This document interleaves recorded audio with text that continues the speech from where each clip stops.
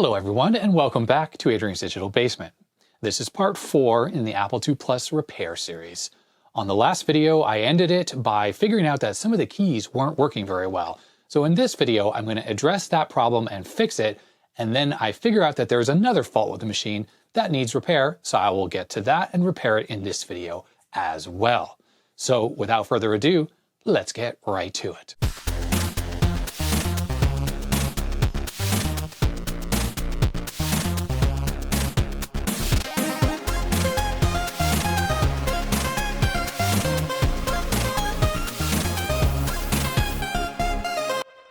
Okay, here's my list. So this top row, all these keys are either don't work at all or they're very flaky. And then X, when I push that, I get tons and tons of X's. So it's probably has bad contact inside as well. I think the first thing I'm going to do, I'll just pull these letters off and then I will spray deoxit or drip deoxit down into the key switch and see if that works. So here's the number 2 key, and I've removed the little adapter that's under the key. It doesn't work, and look at that where the paint came off. So I'm wondering if perhaps liquid went into there. So I'm just going to take some deoxit into my little drip bottle here and get it right into that switch. Not holding out hope that this is going to fix it, but you never know. Deoxit's kind of a miracle in some ways, right? Well, and take a look at that. Oh, it's getting a lot better. I'm just pushing it casually now. Let's try casual pushing. Yeah. Okay, well, at least temporarily, 2, which I could never get a single 2 out of it, no matter how much I pushed it. 1 is fine, 2 seems fine now. All right. So I'm just going to go through all of these keys on my list, including the X, and put deoxit in them. See if that helps. Well, deoxit worked for some of the keys, strangely over here on this side of the keyboard. But these keys, they're 5 plus a space bar, not reliable. So I've gone into my keyboard parts bin and I found some more key switches which are compatible with this. And these switches came from a TI-99 donated to me by a viewer, I think his name was Stan. And they are the same switch. So I'm going to be swapping these into here so I can make this keyboard work.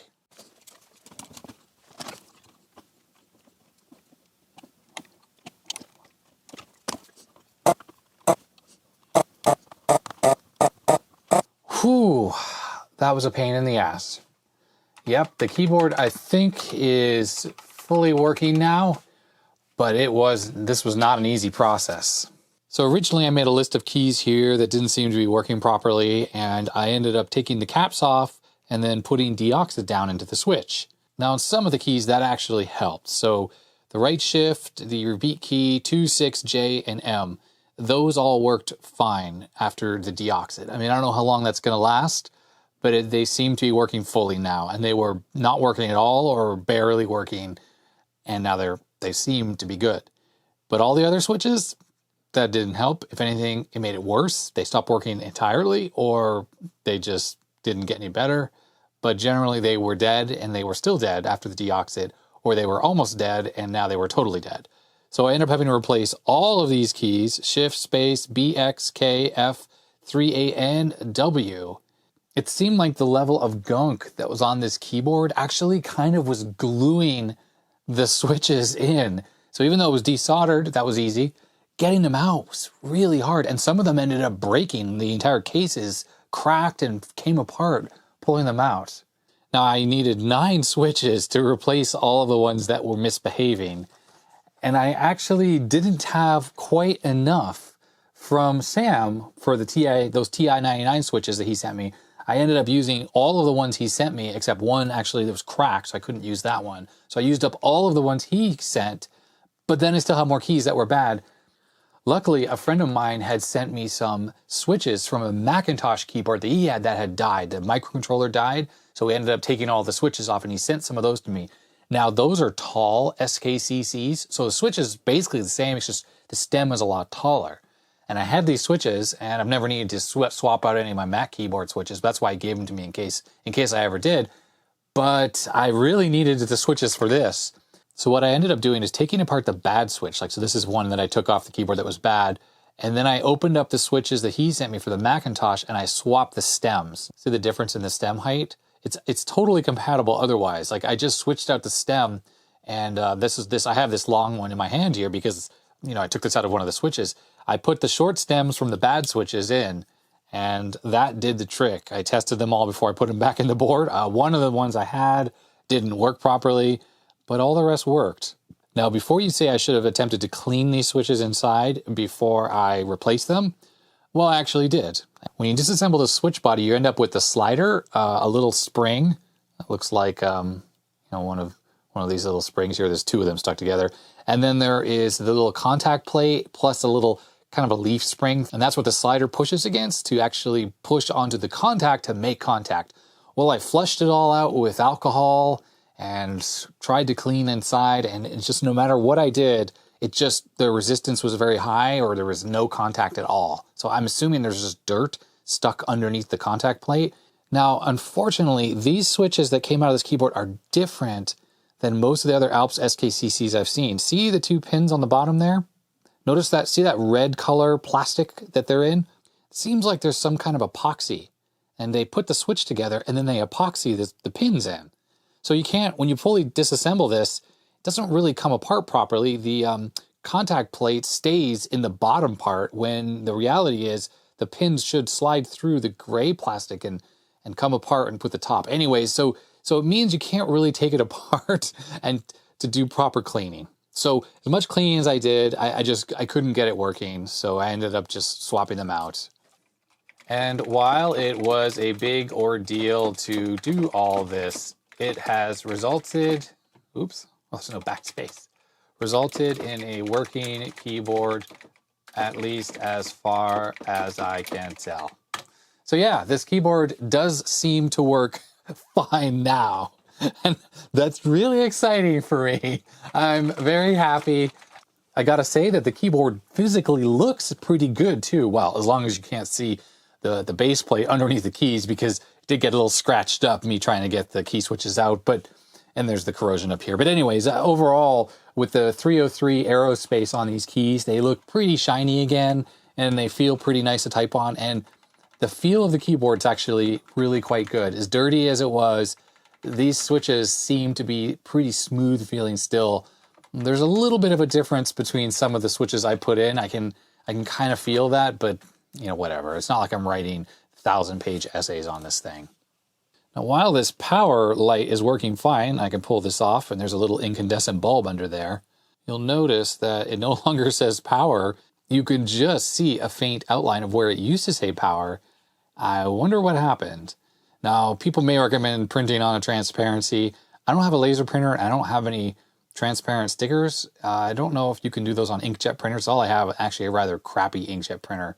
But at least the light works. All right, so I've gone on quite long enough about the keyboard. So the keyboard is working. The computer appears to be working. Let's just do a quick test. I'm gonna run HGR. Oh, there we go. Okay, we're in graphics mode. Text. So that worked. GR. Oh, that looks good as well. Because remember on the Franklin Ace, it was crashing when I did those two things. Yeah, so this is all good. So I think the next thing to do is to really test disk-based software. So I don't want to try those other disk drives that came with this thing quite yet, because they probably need to be disassembled and cleaned and everything else. So I'm going to try using this disk drive, which I know works. And this disk controller, this is one of the later types that can work with the external floppy drives, the ones you can chain together. Let's turn this computer off and put this into slot number 6. Ooh, it is really, really close to my little stacked converter there. Now it's not touching, but it almost is. I'm gonna grab a piece of my fake Kapton tape and stick it on here, the Crapton or Coupton or whatever it is, Captoon, and put it there just to help protect the side of the pins. I wouldn't want it touching. This could be 12 volts for all I know. And yeah, look at this writing here. I wonder what this is. I don't know. That wasn't me. All right, I've encased it in the Crapton tape. I gotta say, the stuff I have 2 different rolls. Neither are very sticky. Really, I'm not convinced this is even gonna stay on here. People have sent me stuff that had some of the fake Kapton tape on it, you know, applied already, and it was so sticky. This stuff, on the other hand, is terrible. Anyways, that should do the trick at least. I really don't like the proximity of the pins to that chip.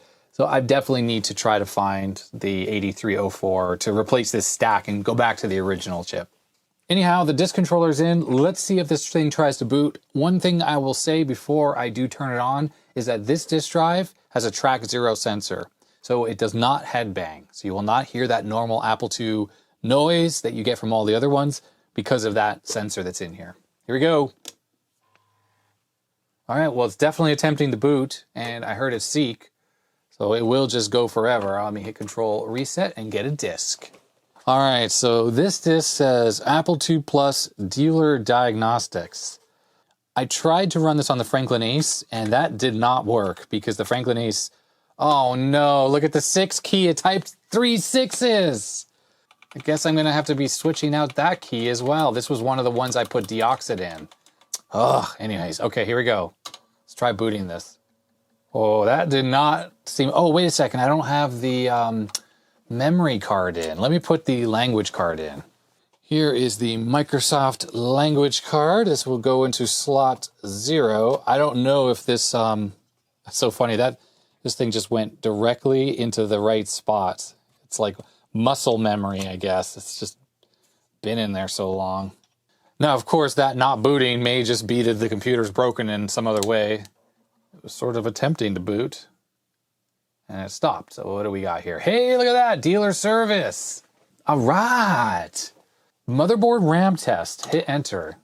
Okay, so one thing I'm noticing now that that Microsoft card is in there is I see some jail bars on the video output. I wonder if that card is just noisy or what's the deal exactly. Anyways, motherboard RAM test, pressed return to begin. And I've never run this before. If I try to boot this up on the Franklin, it complains right away about bad ROMs or something like that. And that's because, of course, its ROMs don't match the checksum of the original Apple II Plus ROMs, right? So it's not going to work. This doesn't look good. I don't know what this is supposed to do, but the disk drive is spinning, and I can't imagine quite supposed to just sit here like this. Oh, wait. Maybe. Oh, okay. It could still be running. I wonder why the disk drive is spinning, and that question mark just reminds me scarily of what was going on with this computer when it was not working properly. But it could well be this test just takes a while, and since I've never had a chance to try it, you know, I should have just gone to maybe a game or something. Why didn't I do that? Wait, okay, so it's still doing something. All right, here we go. It says bad or missing RAM shown using inverse field.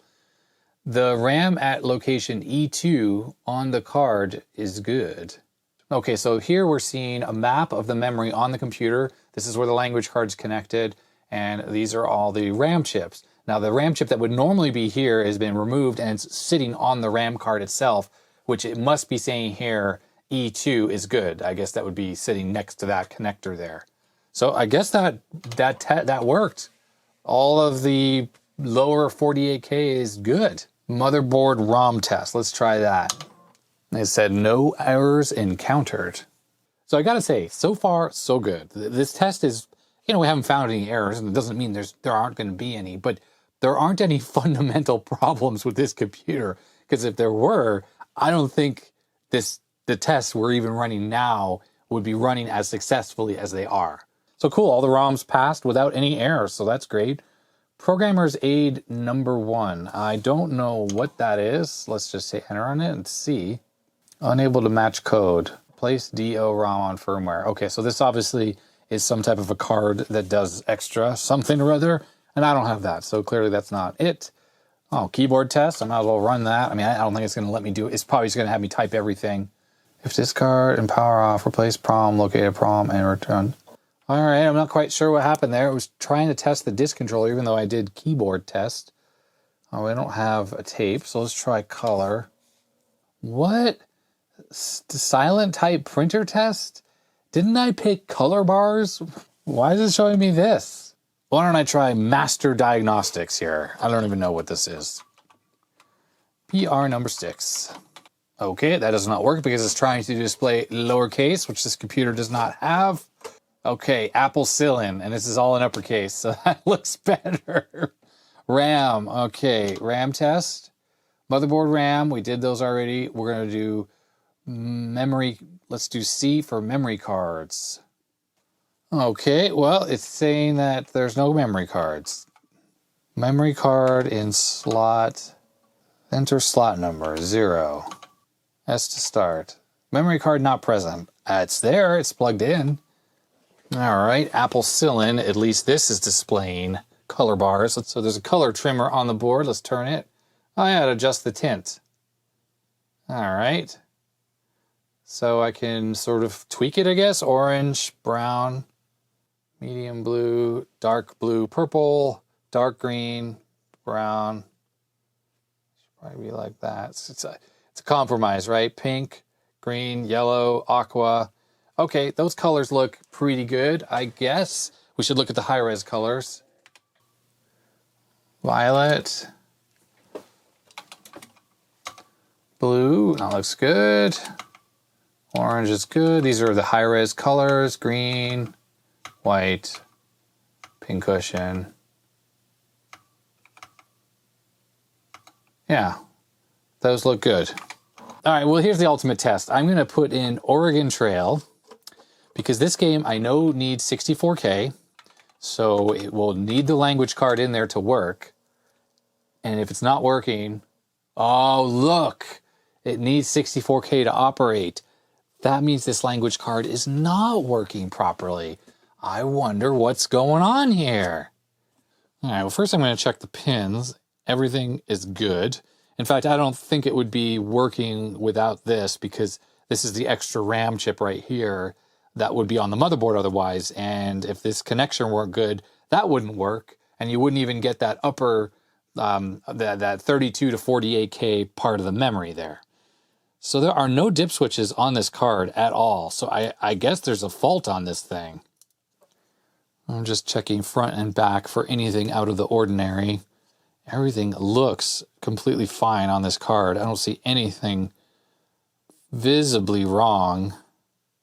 All the ICs are installed the right way around.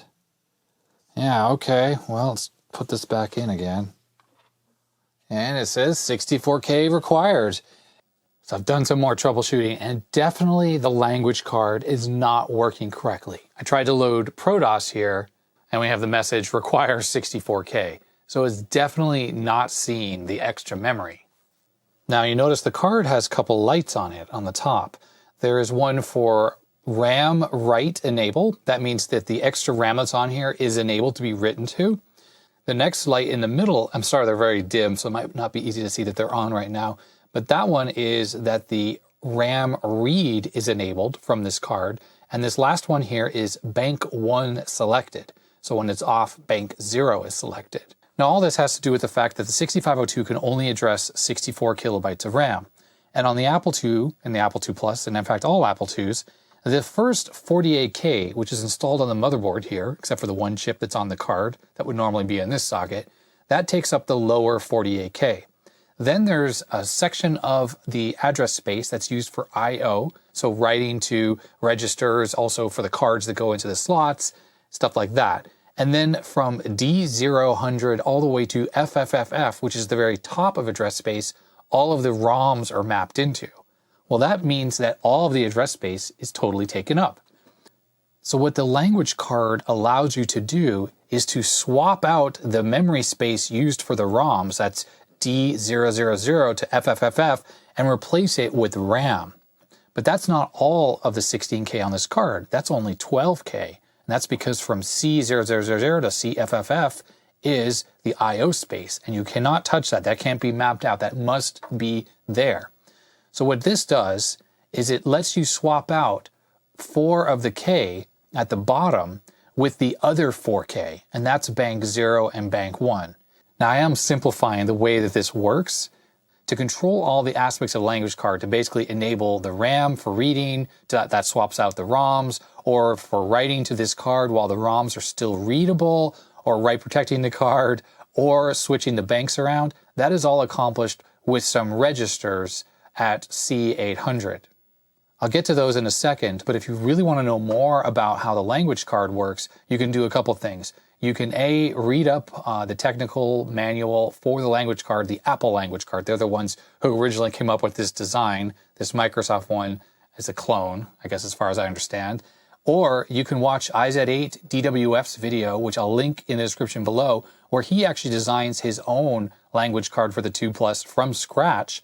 It's using SRAM instead of DRAM, which means it doesn't require this ribbon cable going onto the motherboard here. This is simply for refreshing of the DRAM to save on the chip count that's on the board. His is using static RAM, which doesn't need to be refreshed. You're not using this, but he has a very technical description of how the card works, including some machine language examples and memory maps and stuff like that. It's rather fascinating. The way this card works to me seems really smart. It's like a really good trick that they did to make this all happen. And it allows some awesome capabilities for a very low number of chips and adds expansion to a machine that originally was designed to only have 48K of RAM. How does this help us for testing this card and for me figuring out what the problem is? Well, the first thing that's very useful is that this Microsoft card has these 3 lights, and if I turn the computer off and on, only one light is on, the one that says RAM write enabled. And that is correct. According to the manual, that's what it should do. And as ProDOS just tried to load, the other 2 lights came on. These lights are controlled by those registers which control the language card. So I know the card is responding to the commands to enable and disable banks. But the fact is, software does not see it as RAM. In fact, even the diagnostic software, I tried a couple different ones, and when you try to test the RAM card, it never even sees any RAM cards. It just says it doesn't exist.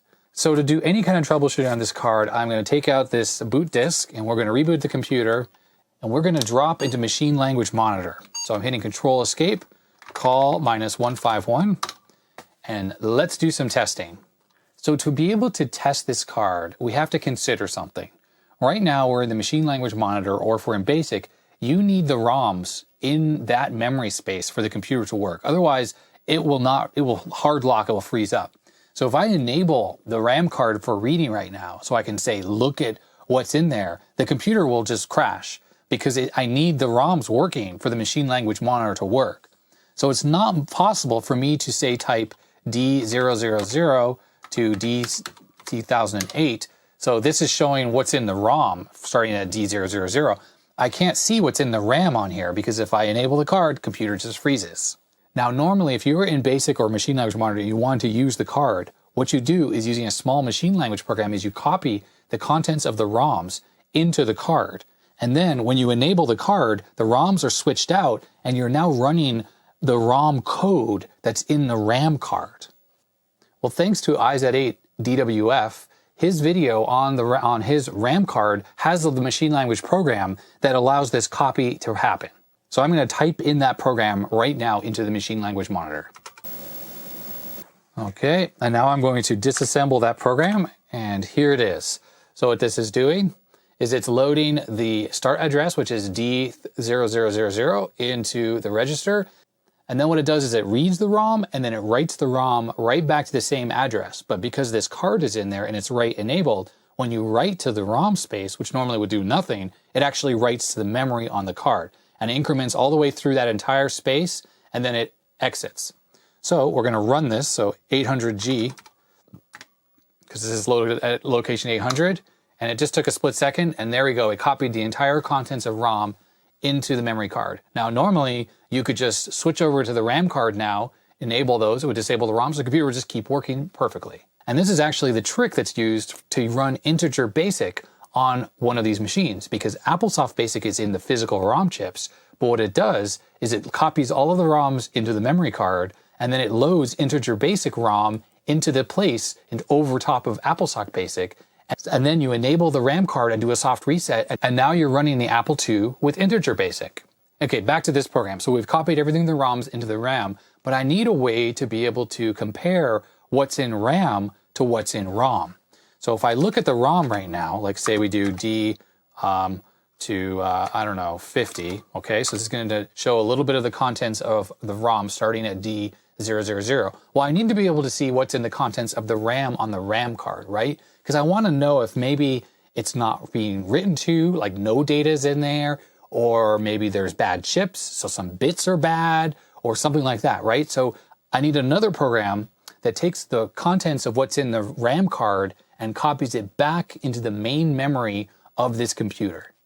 Well, thanks again to IZ8 DWF. I chatted with him and I asked him if he could help me with a little machine language program that would do exactly this. Because remember, I mentioned if I enable the RAM card, the computer will crash, right? Because right now it's not working. Whatever you copy into it, you copy the ROMs in there. If I turn that card on, the machine will hard lock. And I mean hard. Pushing control reset, nothing, dead. Computer will be totally not working. You have to power cycle it. Well, while a machine language program is running, you're not actually using the ROMs at that point. It's just the CPU running instructions. So what you can do is you can enable the card, the RAM reading from the card. You can copy all that RAM that's from the card into some other place in the memory, and then you shut the card back off again. And once you exit, it drops you back in machine language monitor, and you can go on your merry way. Let me type in the program that he wrote, and we'll test this out. Okay, here's the program. If I do 840L, and here it is. So what happens here is the very first instruction enables the card. That's basically loading, or it's just accessing C080. That's the memory location that turns the card on. And what this is going to do is going to copy the contents of the memory card to memory address 2000, 2000, and it iterates through all the memory starting at D0, and it does all of that.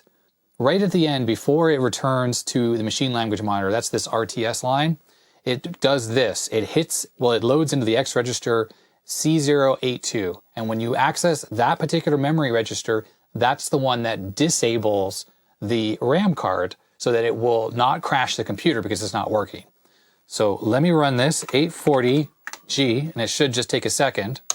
All right, so now this is done. If I look at 2000 and we go to 2020, now let's take a little longer of a look at this. Let's see, we'll go to 2050.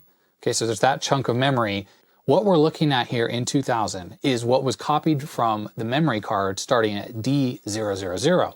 And what's in the memory card at D000, if you remember that first machine language program I ran, was a copy of the ROM at D000.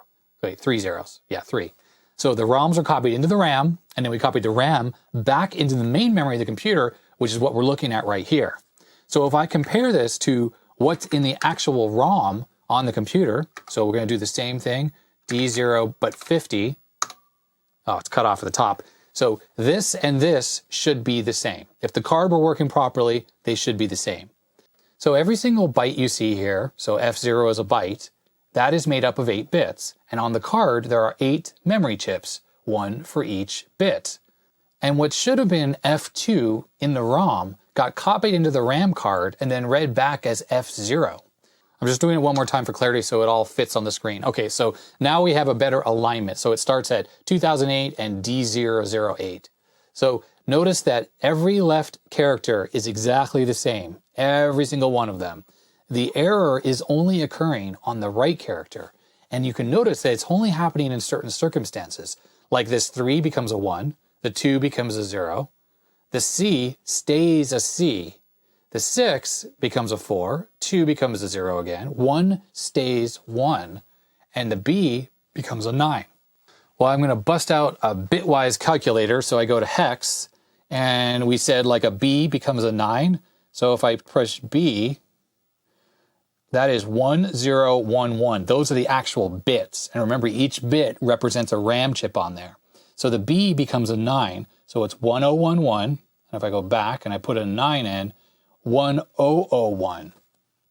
So that tells us the bit that's 1 over from the left side is probably stuck at 0 and is bad. Let's test another one. So 3 becomes a 1. So a 3 is 0011.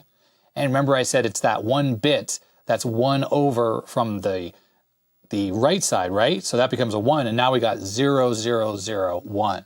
If you look at the bits, I put FF in there, so there's all 8 bits. The least significant bit, or bit 0, is the one on the far right, and the most significant bit, or the bit 7, 0 to 7, that's 8 bits, is the one on the left. So we're only looking at a nibble. If I put just a single F in there, F, we got 4 ones. So bit number 1 is the bit that's 1 over from the right side. So what this thing right here is telling me is that the chip that is used to represent data bit 1 is faulty, or something else on the board is faulty. It might not be that chip. It could be some other logic chip that signal passes through. So what I need to do is bring up the schematic for this card, and luckily that exists. Microsoft published it right in the manual, and let me figure out exactly which chip is likely bad. Here it is, Microsoft RAM card. This is the manual. It's just weird to see Microsoft with an Apple II on there, isn't it? So I think if we scroll down far enough, here we go. Here are the schematics. Let me flip this around. Okay, so this is all address selection logic, has to do with like turning on and off the banks and the memory card and stuff like that. But here we go.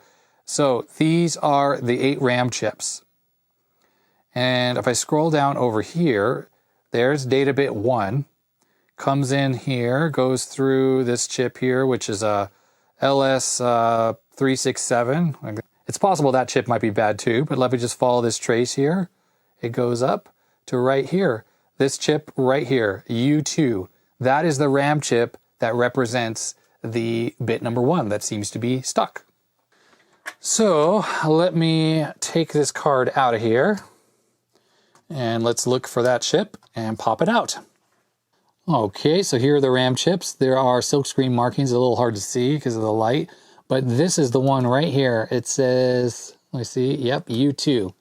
This is U2 right here, this TI chip. Let's pop this out of here. All right, so I'm in my parts stash and I happen to have a good set of 416 memory, and look, there's one with an Apple logo right there. Why don't we use that one? I don't know if this RAM is good either. I mean, this RAM could be bad. This looks like it is a 300 nanosecond part. That's slow, but should be good enough if you can believe it. The other chips that are on here are all 200 nanoseconds, so it is slower, but it should work. There it is. That's the chip with the Apple on it right there. All right, so let's stick this back in the machine. And you know what? I'll turn the monitor on. I'm going to go for broke. I'm going to put ADT Pro DOS disk into the drive here. And we're just going to attempt booting straight to it. Here we go. Make sure this is in. Yep, this is all in. Okay, here we go. Power on.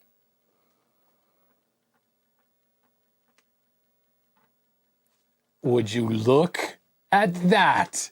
Fixed. Look, it works. It works. That is so awesome. Okay, so let's go right to the quintessential 64K piece of software that everyone on their Apple II Plus wants to run. And that would be Oregon Trail. Power cycle the computer since I don't remember the reset call. Let's see, this did not work. It just would right away say, oh, look, the Oregon Trail. What do I want to do? Travel the trail? Learn about the trail? Let's travel the trail. I'll be a banker from Boston. Oh dear, the M key is not working properly. Thought I fixed this keyboard, but still there are problems. And Sinclair. Are these names correct? Yes. I just want to hear the music. That's what I'm just trying to get to. I want to get to the music. Hey, what happened to the music? I got ripped off.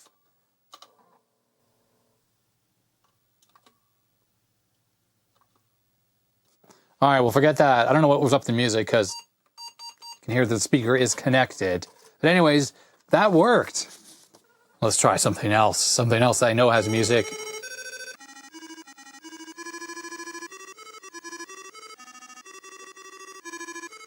The bus.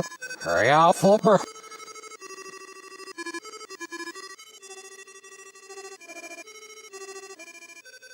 Hopefully I don't get a copyright strike for having the Olympic fanfare in my video. Anyhow, it's working. And one thing I'm noticing about this particular computer is there are jail bars in the video picture. Kind of reminds me of the Commodore 64. And strangely enough, when I don't have the adapter cards plugged in, I don't really see those. But just plugging cards into this sort of exacerbates these. So there may be a fault with some other chip on here that's sort of very slightly marginal that causes this. So if anyone has any idea what might cause these bans, these jail bars, so to speak, please let me know. And it's not this monitor, by the way. I see that if I hook up to the RetroTink as well. Oh, and what about this bad RAM chip, you say? Well, I guess gets the old X on it with a marker. That's what I like to do. And then dead parts. Good riddance to you. Well, I literally was about to say I'm going to reassemble this machine now, but this keyboard is still giving me some grief. Let's check my little list here. So M was one of the deoxit keys, and unfortunately, that clearly didn't stick. Let's just do a quick check. to see exactly which key. Well, now it's working fine. Let's see. Okay, keys that I fixed with deoxid. 2, that seems to work fine. 6 is okay as well. J, that's okay. M, no, M is M for malfunction. I'm pushing it, and it wasn't typing. It's very not working so great. Okay, and then also the repeat key. So I push O and I hold down repeat, and that makes it repeat. So that's working fine. Oh, and then the right shift key. So here's 4. Yeah, that's still working. I did sort of wonder that if this deoxit fix was very temporary and would result in keys that would fail in a week or whatever, and I have to open this thing up again. So the question is, do I put the computer back together and then open it up later to fix these keys? I'm going to swap out the M key switch right now before I put this thing together, and then I'll have to take it apart again if it fails. Well, that appears that I have a working M key. So I've updated my little sheet, and you see the M at the top. I crossed it out and moved it down to the bottom section. How many of those other keys are going to fail? I have to wonder. Unfortunately, I went through all the keys switches that I had, and in this bag, I had some more of the ALPS SKCCs, and you may notice there are 2 remaining. Actually, looks like there's 3, but one is a latching type key lock switch. This is for the TI-99. And in here are a whole bunch of parts of broken SKCC switches. I ended up keeping things like stems and some of the cases and springs and whatnot because those parts are all interchangeable. So if I need to use one of these short stem switches in a Macintosh, I can take the long stem for my parts bin. But down to 2 working switches that seem to work, and I had to cobble them together with parts from a couple different ones. It's the little metal contact thing inside there. It just, they wear out, they get dirty. I don't know. I flushed it with alcohol. I tried to clean in there with air, and it just doesn't work. Some of them are just completely dead. So unfortunately, there are still 5 switches that could fail, or more really, but 5 that I put deoxid in that are working. And let's just hope that it stays that way because I don't have enough to fix this keyboard. All right, well, I think it's finally time to put this computer back together. I can't even believe it. Feels like I almost forgot what this machine is like when it's all back together. So it's actually screwed together right now. I'm going to have to take the top off. This is after all the cleaning. I screwed it together to make sure that it still goes back together. Let's put the funky 70s towel down. So here are the screws that I de-rusted and then painted. Now I had trouble with my rust converter paint, kind of ran out. So some of these are only partially covered, but that's okay because I actually found some nice silver screws to hold the case bottom on, and I found enough of them to put the whole thing together. And remember, there was one that was broken off. Well, I really couldn't get that out of the brass insert. It was fused. So I ended up just drilling a hole in the middle of the screw so I can use a machine type screw in that hole. And it does work. It's over here. It's in there right now. So this looks cleaner than it has looked in a very long time. I scrubbed the heck out of this, magic eraser and all. So now it's looking pretty good at least. And it is this standoff right here where my thumb is. That's where that thicker threaded screw has to go in because I'm screwing into another screw. There's also the similar situation on the keyboard. I did the same thing there. I screwed a hole inside the screw, and that will allow me to screw the keyboard in on all 4 corners, or it should at least. So the keyboard goes in here like so. There we go. That was like a metal screw with pretty wide threads designed to dig in. I cut it to short length, and that is now screwed into that spot. So good, it's holding the keyboard in. All 4 screws are in, 3 that are painted, that were rusty, and this brass one here. So I'm glad that's sort of repaired in a not so great way, but it is. Keyboard is nice and solid.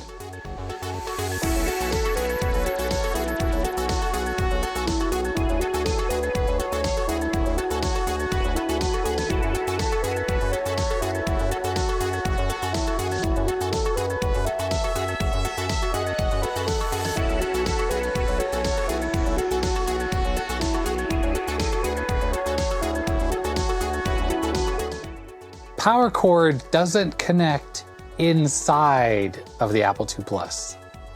I think I have this on backwards. Oh gosh.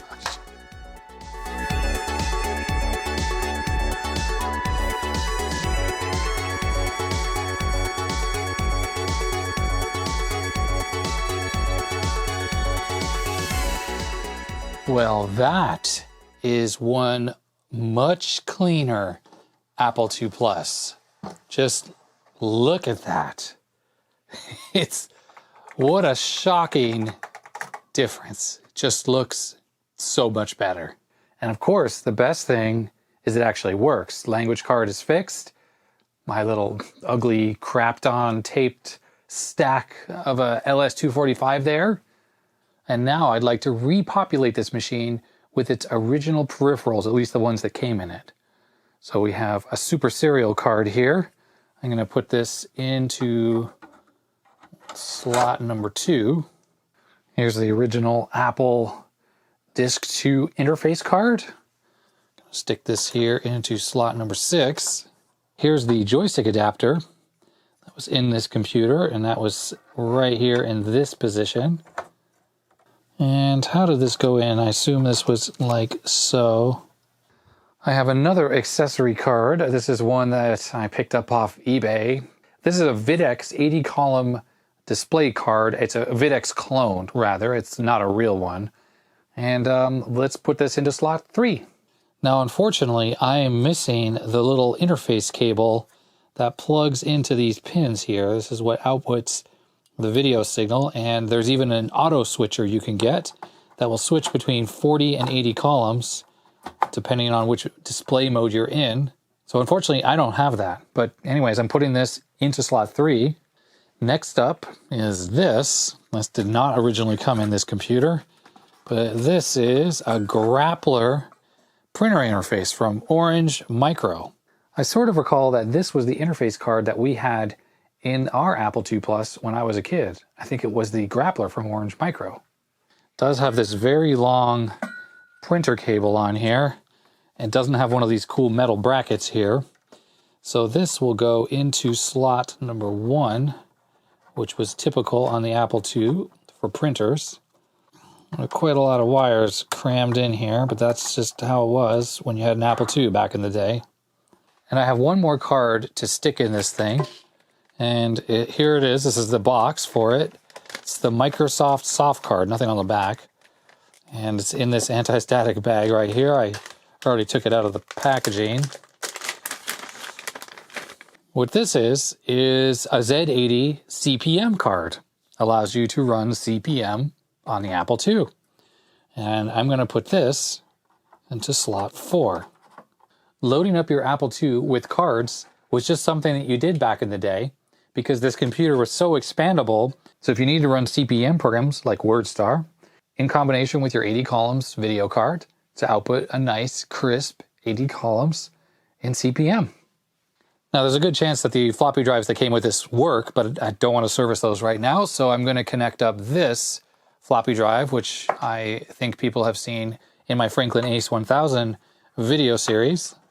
And we'll connect it up to drive 1. Make sure that the red stripe is lined up with the 1. Don't plug it in backwards, and don't plug it in with the pins offset. That's because there are 12 volts on those pins, and that could damage things. And finally, I have a Craft Apple II joystick. This is the type with the DB9 here on the back. Actually, I'm sorry, it's CH Products, I think it is, not Craft. Although, wasn't Craft also making ones just like this? Anyhow, because this has the DB9 and the computer has an adapter on here, I can just plug this right into the back of the computer. That's awesome. Now I could put the lid on here, but before I do, actually, I'm just going to power this up with these cards in here. Maybe something will explode with this much power being drawn from this power supply. Let's try it out. Before I plug a monitor in, I'm just going to turn this on. We'll hear this drive seek. This does not have a track 0 sensor, so it should head knock. Here we go. That's the right sound right there. No smoke came from any of these cards either, so we'll just close the lid here, and I'll put the monitor on the top. So with the Apple II lid, you just kind of align it and you push down on the top here, and it's pretty hard. There we go. There are these plastic things that kind of interlock, and it's on there firmly, like I can lift the computer by the lid. And to get it off, you just have to push down on this part here, and you pull up on the lid and it pops up. But you do have to push kind of hard. That's just the way it is. This is actually the video cable that was packaged with this computer. I'm going to use this. It looks like it's a monster cable, or a clone at least. It says Python. That would be a monster cable clone. But either way, it's a decently thick wire, and that's what we want. If you use a very thin cable, you can end up with a bunch of interference. And there we go. I'm going to put music construction set, something I used to use back in the day. We'll turn this on. Here's another example of pushing the color button. So there's color, so there is a little bit of color fringing. It's actually not terrible looking. But when I push this, now it's just a nice monochrome picture, which for software like this, using the graphics mode, you want to be in monochrome mode because there is actually no color being displayed here. It's just using the pixels to give you a nice graphical representation. All right, enough of this music construction set. Let's switch to my favorite, Fat City. That would be on the front side of this floppy here. I can't show an Apple II video without showing Fat City, right?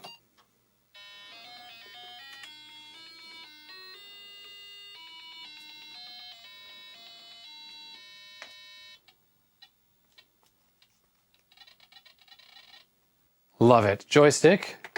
See if this actually works. Enter your name. Adrian.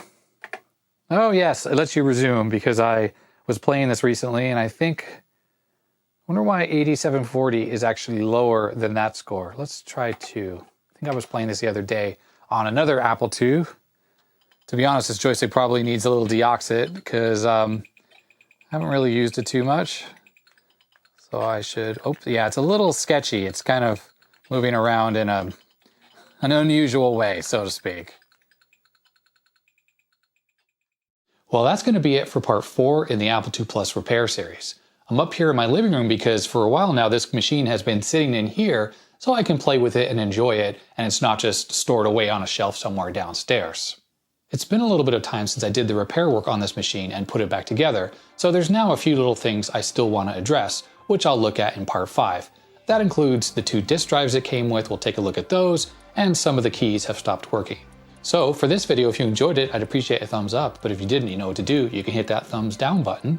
You can subscribe to my channel and hit that little bell icon if you want to be notified when I put new videos up. And of course, put your comments and your suggestions in the comment section below. That's going to be it. Stay safe, stay healthy, and I'll see you next time. Goodbye.